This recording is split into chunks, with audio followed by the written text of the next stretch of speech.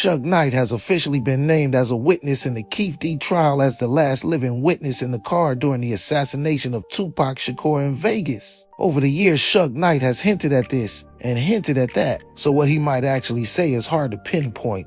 But one thing to take into account is just because Knight is named as a witness doesn't mean he will cooperate or actually take the stand. With this video, we're going to revisit some of the times Knight spoke out. Let's get to it. Me and Keefe D played on the same Pop Warner football team. And whatever the circumstances, if he had an involvement with anything, if he didn't have any involvement with anything, who want to see, I wouldn't wish somebody going to prison on my worst enemy. The DA says that Keefe D was in the car with his nephew, and that presumably his nephew, according to the DA, is the one that shot Tupac, and that it was done with the full knowledge of Keefe. Do they have it right? It was only two people in the car. And Pac not going to tell the story. I ain't going to tell the story, but I tell you this. And I never had nothing bad to say about Orlando because, number one, he wasn't a shooter. Number two, he came to my hearing and told to let me go and tell the truth. They still didn't let me go. If you are called to testify in this case? I wouldn't be. Why not? Yeah, I wouldn't be. Why not? Well, number one, because I'm not going to get on the stand and testify on somebody for what?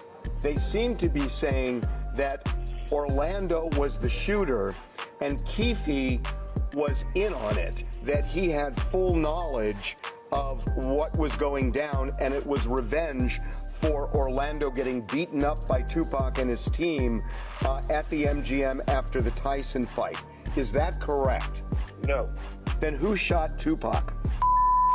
It wasn't Anderson, so that's all I got to say about that part. To summarize, you are saying Orlando was not the shooter, although you won't say who the shooter was. You are not saying whether Keefe was involved in any way in the shooting, and you are saying that if you're called to testify by either side, you will not comply, you will not testify.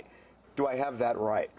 1,000%. I wouldn't go, I wouldn't testify, none of that. I've been thinking, maybe I'm an scapegoat or something. The public is naive to a lot of stuff. There was a plan already to do something. When you go back and watch the film, they was already stalking Pac, like watching him. So that just took the iceberg when something happened. And that's why, like I said, I had two of the toughest guys for him, and Reggie pulled them off on me. It didn't have to happen. I told him to send 5 guys from the club to there, and they never sent nobody. Yeah. And Frank blocked us in, purposely. Later, he told us at the streets. They told him to do it, Yeah. Hey, Frank got so bad he died, Oh, yeah. No, absolutely. And Michael Moore. Yeah. And then Perez and them was all involved. They were trying to kill me too, but see, because Perez and Reg was good friends, and Perez and Sarita and Reg is great friends, and so all those three together was trying to plot, Yeah, exactly. The thing about it, Orlando wasn't even the shooter, It's fantastic. And the other thing is for these, I was in jail, like I'm in jail now. Of course, sure the authorities know what happened. They saw the first one, they would saw the second one, because it's the same people, same circle of people. Still today, 45 bullet an inch to my skull. You can look at my medical records and see the x-rays and see it's in my skull. They didn't remove it because they said if it would have went another inch, either I'd have been investable or dead. Now, as far as what they say Puffy did and didn't do, just the fact. The facts of the matter is this.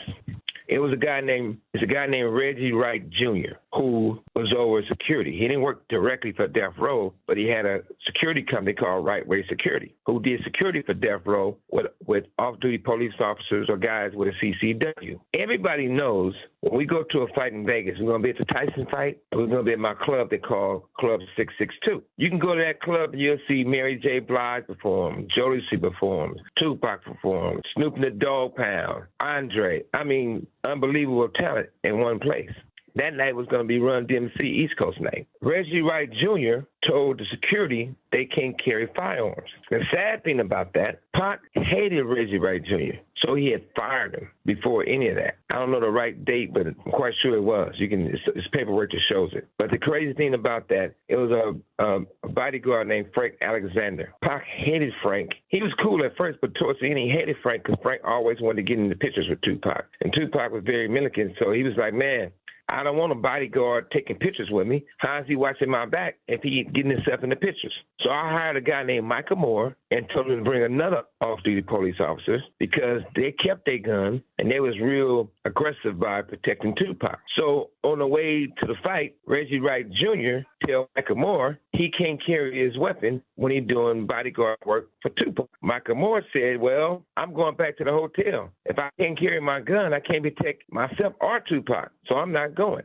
So Reggie Wright Jr., who nicknamed that Pac gave him Pork Butt, so Pork Butt goes and says, Frank, you can go, but you can't bring your gun. Now, everyone knows you can't be a bodyguard without a gun. So after the fight, we were coming from the fight. Tupac got into it with another guy. It was a big fight. After that fight, after we stopped to a few places, we go to my house. I told Frank, I told all the security, I told everyone. Pac just beat up a well-known game man. Send 4 or 5 guys extra to the house to escort Tupac to the club. Reggie Wright Jr. refused to send the security guys, refused to show up. That wasn't a coincidence. It was a murder for hire hit. We was blocked in. It was more than one shooter. Only person know the truth, the real truth, is me and Tupac. Another guy gets on the radio. They said they think he's a white guy or lawyer. And they say, hey, don't talk on the walkie-talkies on the radio. Don't talk on the air. And I just clearly heard somebody say, don't say that over the radio. The person that said that was Caucasian. Definitely not African-American. I know that attorney David Kenner always says, don't talk on your cell phone. Somebody listening. They recorded and you can't do that. They're listening to you. I told David, I said, hey, was that you on the walkie-talkie? David Kenner goes and says, sure. I never had a walkie-talkie. Wow, he's so bent out of shape, but I was joking about it, right? I said, you never had a walkie-talkie? He said, that's not me talking on the walkie-talkie. I never said he was talking on the walkie-talkie. So Kenner had sent some of my boxes and files to another attorney. He wanted the boxes back. That didn't make sense. So when we discovered a walkie-talkie in the boxes, I said, send me a picture of it. So on my tablet, they can send photos, so they sent me a photo of the walkie-talkie. It blew me away. One part of me, it made my blood boil. Another part of me, I just seen Tupac face flash all in my mind. I see these motherfuckers involved with the assassination. When Pac got bigger than everybody on death row, that's when the jealousy kicked in. I guess that's when the Pac kicked in. That's when the plan came up. Because it'd be a time where it still is. I got, everybody know how I felt about Snoop. But if Snoop was coming up, people would come around and say, Snoop, let me get an autograph. Snoop, let me get a picture. Once All Eyes on Me came out, people come around, hey, Snoop, where's Tupac? Snoop, who everyone knew at the time, wanted Tupac dead. Snoop had a meeting with Daz, Corrupt, Nate Dogg, the Dog Pound. Said, we're not going to Vegas. This is their words, not mine. We're not going to Vegas because basically something's going to happen. Somebody's going to get killed, right? So Corrupt tells the story, Daz tells the story, Warren G tells the story. Now, what Dad says, when Snoop said that, I said, damn, we can't go to Vegas. Who's going to get those niggas? They're already going to get got, basically. Corrupt tells the story and says, once he tells everybody they can't go to the fight and can't go to Vegas, turns around. Nate Dogg says, I'm going to go to Vegas. Then because I'm going to Vegas, I don't got to be around basically me and Pac. He said, as long as I ain't around them, I don't have to worry about getting shot or getting a stray bullet. That lets you know, premeditated plan. Warren G says, when the fight was going on, he was watching at his house. Snoop came over to watch the fight. Snoop had a walkie-talkie. These walkie-talkies, he only got this walkie-talkie that I bought for security and the principal that security doing security with. And they worked on all the West Coast. So if you're an artist and you going to the mall or you're going somewhere, they have a walkie-talkie, security have a walkie-talkie. If you're not going to an event with any of the security details, you don't have a walkie-talkie. Because I didn't buy that many because I wanted to be exclusive. They hand them out who was needed. Yeah, so Snoop comes in, according to Warren G, and he got this big walkie-talkie. They start hearing the gunshots. When we getting shot, Snoop listening to it in real time. Pow, pow, pow, all over the radio. That's when he tell him, hey, I got to go. They just killed Tupac and shot Suge. How would you know? Nobody sat there on the radio. You just heard the shots. Now, Reggie Wright Jr. and Michael Moore in the car. They get on the radio, and they say, hey, got him. Another guy gets on the radio. They say they think he's a white guy or lawyer. And they say, hey, don't talk on the walkie-talkies on the radio. Don't talk on the air, right? So to move things forward, maybe, I don't know if it was 6 months or longer, however it was, since I've been in this prison right here. Somebody played that for me with Michael Morstead. So when I know that attorney David Kenner always says, you can be on your cell phone and people be talking, be like, hey, don't talk on your cell phone. Somebody listening. They recorded and you can't do that. They're listening to you. So I know that's his saying. So jokingly, I told David, I said, hey, was that you on the walkie-talkie? Because that's your line. Don't talk on the phone. Now you're the one saying don't talk on the walkie-talkie. So that's being said, David Kenner goes and says, Suge, I never had a walkie-talkie. I would never have a walkie-talkie. Would I need one for it? Never. So I'm saying, wow, he's so bent out of shape, but I was joking about it, right? I said, you never had a walkie-talkie? He said, that's not me talking on the walkie-talkie. I never said he was talking on the walkie-talkie. So that raised red flags. Didn't think that much about it. So Kenner had sent some of my boxes and files to another attorney. And another attorney got them, right? At the time, he wanted the boxes back. That didn't make sense. So when we discovered a walkie-talkie in the boxes, you know, nobody puts something in the box that they're going through the exact same way. So the walkie-talkie, my guess, probably was in one box. And when they looked at everything and reading through everything, and they was asking me about this walkie-talkie, they had put it in another box.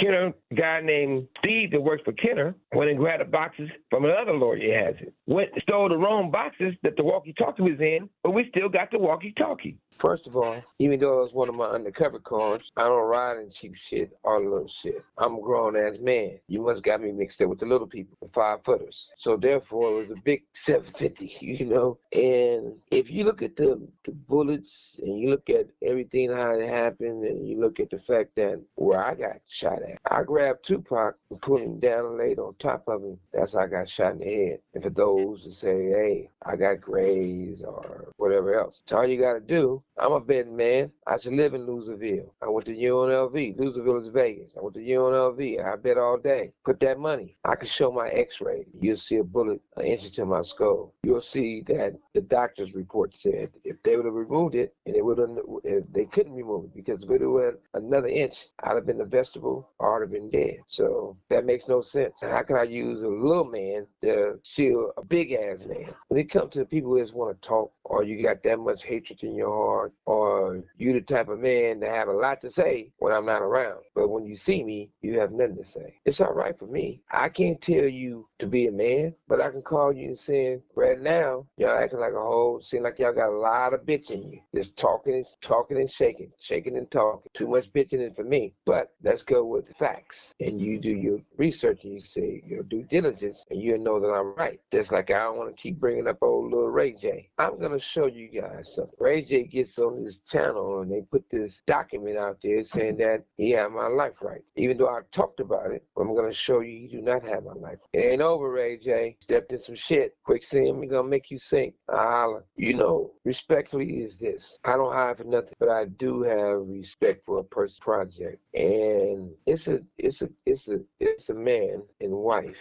Got all those answers so on point, so unreal. It's unreal to hear it, even for me. It takes me right back in that car where I knew who was shooting. I knew how many people were shooting, who participated in doing what, who was being Judas, and respect for that man and his wife. They asked me a few things and I told them. And they have a project coming out. And I don't got to promote that project. The reason why they project going to promote itself, and it's so deep, because all I'm going to say is this. You got a lot of people can talk and speculate and say things that wasn't even a mile, 5 miles in that area. It's only 2 people was in that car. Only person can say what we played and listened to or what really happened is either Pac or myself. So that's my little brother, and I love him every day. And he not to tell his truth, so it's on me to tell it for him. And the people who got that project coming out, you just got to wait and check it out. I ain't trying to step on their toes, you know? But I'm not calling a certain person Judas, where his names could go with those people are Judas. I know it's more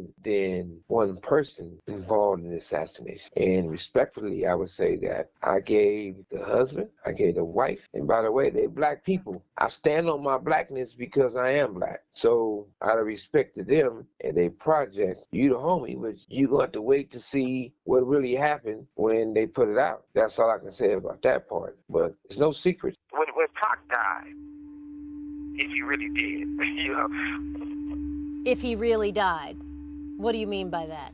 I mean, when I left that hospital, me and Pac was laughing and joking. So I don't see how somebody can turn from doing well to doing bad. So you seriously think that he might still be alive? I would say this, Pac, you never know. Tupac Shakur was a rising giant in the hip-hop world when he was murdered in Las Vegas. But even after his death, his legacy continued on. But the search for those responsible never stopped. It's a case that started in Las Vegas and is ending here with a trial. The connection goes all the way back to 1989, when Dwayne Keefe D. Davis says in his book he met Tupac Shakur for the first time at the Greek Theater in Los Angeles. Davis recalled running into Tupac many times after that. But when Tupac released his hit song California Love, Davis said the lyrics didn't sit right with his gang, the Compton Southside Crips. But Tupac was already a rising star. I'm gonna give everything I can. The two wouldn't meet again until 1996. Prosecutors say by then a gang feud from the streets of Compton was already brewing between the Southside Crips and the Mob Peru Bloods, who were affiliated with Death Row Records, the record company representing Tupac and owned by SUGE KNIGHT. September 7, 1996. The Mike Tyson fight at the MGM Grand in Las Vegas had just wrapped up. Tupac was there with his crew and Davis was there with his. But inside the lobby, a fight broke out. Davis's nephew was jumped by Tupac and SUGE KNIGHT. Some level A East Coasters came in there. Like, Keefe D, they just jumped on lane. Like, whoo. They said, the Death Row, Tupac them. You gotta be. In his book, Davis wrote, "We couldn't let no record company studio gangsters do us like that." Davis recalls looking for those responsible for his nephew's beating and began searching the strip. Hours later, they came face to face with Tupac and SUGE KNIGHT at a stoplight near Flamingo Road and Cobalt Lane. Davis recalled Tupac was waving to his fans.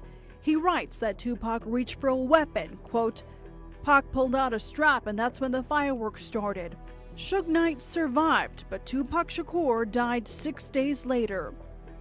In 2008, Keefe D gave statements to police under a promise of immunity. But that didn't stop him from telling the public what he remembers from the shooting. Seen all on the news. Like, damn, I got away. Prosecutors said media interviews in his 2019 tell-all book revealed more about what he knew about Tupac's killing.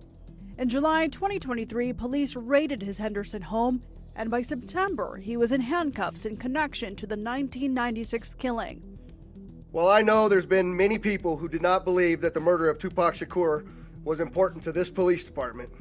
I'm here to tell you that was simply not the case. Since his arrest, he has gone through a jailhouse fight and 3 different attorneys leading up to the trial. Defense attorney Michael Santh says he's confident in this case. We have to leave that up to a jury. They have to make that final call. I'm just, with regards to the preparation of the case, we're very confident in the case. Now, nearly 30 years after those fateful gunshots on the Las Vegas Strip, a jury will finally decide if Keefe D was the mastermind behind the murder of a music legend. Nearly 3 decades after the tragic night that altered hip-hop history forever, the legal battle surrounding the murder of Tupac Shakur is finally stepping into a courtroom. But as the trial date approaches, all eyes are locked on one name sitting at the very top of the prosecution's official witness list, marrying SUGE KNIGHT as the man behind the wheel of that 7 Series BMW on September 7, 1996. Knight is the only other surviving eyewitness to the shooting. Prosecutors want him on the stand. The public wants answers. But there is just one massive problem. From behind bars, where he is currently serving a 28-year sentence for an unrelated case, SUGE KNIGHT made his position crystal clear. In interviews following Dwayne Keefe D. Davis's dramatic arrest, Knight didn't mince words. Despite their history, Knight and Keefe D actually crossed paths playing high school football. Knight has openly stated that he has zero intention of cooperating with the state. His exact sentiment, "I'm not going to be on the stand to testify for somebody." For what? 1000% I wouldn't go. I wouldn't testify. None of that shit. For the Death Row Records co-founder, the unwritten code of the streets has outlasted decades, prison sentences, and grand jury indictments, even with his name printed prominently on the state's formal witness roster.